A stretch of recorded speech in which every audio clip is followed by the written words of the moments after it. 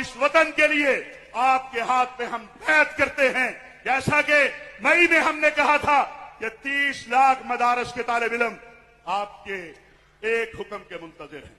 یہ ائمہ، یہ خطبہ، ہمیں اس سے پرواہ نہیں ہے، کیونکہ ہم اس پہ یقین رکھتے ہیں کہ فنا فی اللہ کی تہ میں بقا کا راز مضمر ہے، جسے مرنا نہیں آتا اسے جینا نہیں آتا۔ پاکستان کے خلاف مئی کے بعد تیزی کیوں آتی ہے؟ اس لیے تیزی آتی ہے کہ آپ نے وہ کر دیا جس سے دنیا پریشان ہے۔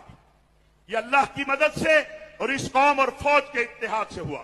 انشاءاللہ یہ محراب و منبر کل بھی آپ کے ساتھ تھا، آج بھی آپ کے ساتھ ہے، آئندہ بھی آپ کے ساتھ ہوگا کہ بہت سارے عرب ممالک کی یقین کہلا رہے ہیں، آپ جنود الحرمین شریفین کہلا رہے ہیں، ہم آپ کے ساتھ ہیں۔ میں ہمیشہ کہتا ہوں، آج پھر کہنا چاہتا ہوں، خوشامد کیا کر رہی، بڑھاپے میں آ گئے۔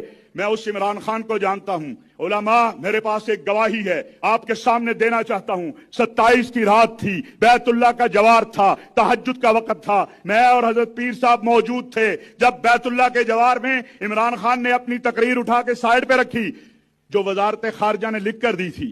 سیکرٹری خارجہ پریشان تھا کہ ہم نے تو ضابطے اور جو بھی سارے ڈال کے دیے، یہ کیا کرنے لگا ہے؟ عمران خان کا پہلا جملہ یہ تھا کہ میری زندگی کی خواہش تھی۔ جناب صدر صاحب، چونکہ ہم آئینی گواہ ہیں، یہ عمران خان کا جملہ تھا کہ میری زندگی کی خواہش تھی کہ کبھی میں تم 57 سربراہوں سے مخاطب ہوں، اسلامی دنیا کے 57 سربراہ بیٹھے تھے، کہا میری خواہش تھی میں کبھی تم سے مخاطب ہو جاؤں اور تم سے ایک گزارش کروں، ایک عرض کروں، ایک التجا کروں کہ آؤ آقا کی ناموس کے لیے عالمی سطح پر قانون سازی کروائیں، اقوام متحدہ کے اندر، OIC کے اندر۔ کیا وہ عمران خان کسی گستاخ رسول، کسی قادیانی نواز کا حامی ہو سکتا ہے؟